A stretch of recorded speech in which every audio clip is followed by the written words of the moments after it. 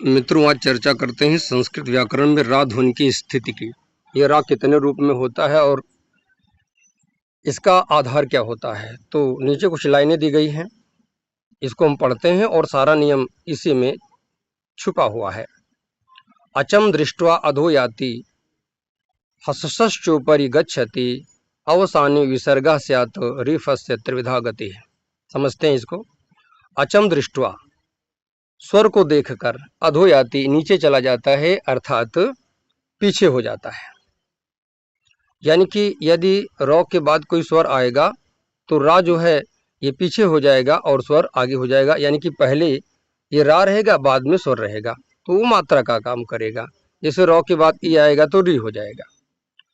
हस, यदि हर्ष प्रत्याहार के वर्ण हो, अभी हर्ष प्रत्याहार क्या है ये आप प्रत्याहार में जाके देख लेंगे। तो हर्ष प्रत्याहार के बाद यदि ये र आता है तो ऊपरी गच्छति, हस प्रत्याहार के व्यंजन वर्णों के ऊपर लगता है, जिसको हम आप उड़नवारा कहते हैं।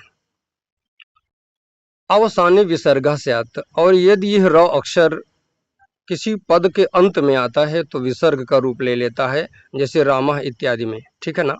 म के बाद र आता है किसी सूत्र से तो वो अंत में है, इसलिए विसर्ग का रूप ले लेता है। इस प्रकार से रेफस्य त्रिविधा गति ही र वर्ण की यानी कि रकार की 3 स्थितियां होती हैं। तो वीडियो महत्वपूर्ण होगा तो लाइक कीजिएगा, और यदि आप शिक्षक शिक्षिका हैं तो स्वयं समझाएंगे, और यदि चाहें तो शेयर कर सकते हैं। विद्यार्थियों को चाहिए कि औरों में शेयर करें। तो आज यहीं तक। वैसे मैं बहुत बड़ा विद्वान नहीं हूँ, लेकिन मेरी इच्छा है कि ऐसी चीज़ें खोज करके आप लोगों में प्रेषित करें। तो एक बार फिर उच्चारण करते हैं।